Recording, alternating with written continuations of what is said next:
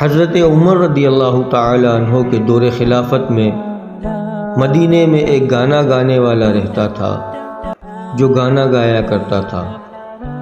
جب اس کی عمر 80 سال ہو گئی تو اس کی آواز نے اس کا ساتھ چھوڑ دیا۔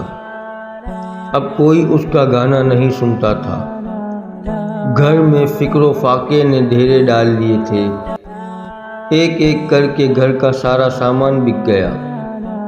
آخر تنگ آ کے وہ شخص جنت البقیع میں گیا اور بے اختیار اللہ کو پکارنے لگا، یا اللہ، اب تو تجھے پکارنے کے سوا کوئی راستہ نہیں۔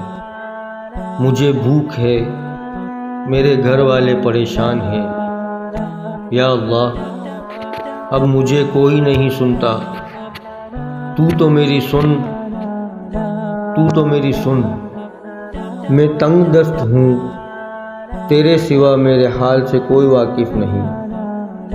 حضرت عمر مسجد میں سو رہے تھے کہ خواب میں آواز آئی، اے عمر، اٹھو، میرا ایک بندہ مجھے بقیع میں پکار رہا ہے، اس کی مدد کو پہنچو۔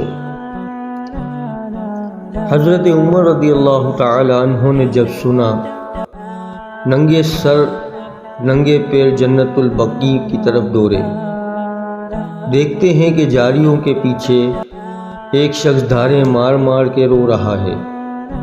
اس نے جب حضرت عمر کو آتے دیکھا تو بھاگنے لگا، سمجھا کہ شاید حضرت عمر رضی اللہ تعالی عنہ کوڑا لے کر آ رہے ہیں۔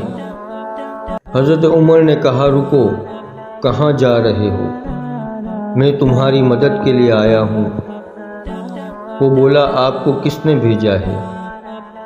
حضرت عمر نے کہا، جس سے لو لگائے بیٹھے ہو، مجھے اس نے تمہاری مدد کے لیے بھیجا ہے۔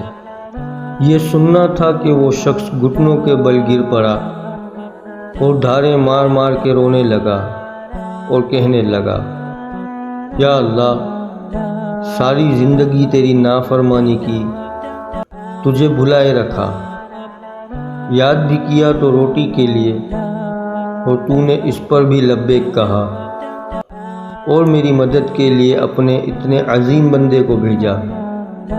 میں تیرا مجرم ہوں، یا اللہ، مجھے معاف کر دے، مجھے معاف کر دے۔ یہ کہتے کہتے وہ مر گیا۔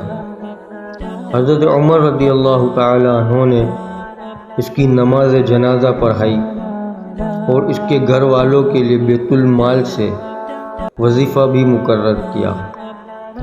بے شک اللہ بڑا غفور الرحیم ہے۔ ویڈیو پسند آئی ہو تو لائک اور شیئر ضرور کیجیے گا، اور چینل پر نئے ہیں تو سبسکرائب کر دیں اور بیل نوٹیفیکیشن آن کر دیں تاکہ ہر ویڈیو آپ تک سب سے پہلے پہنچے۔ شکریہ۔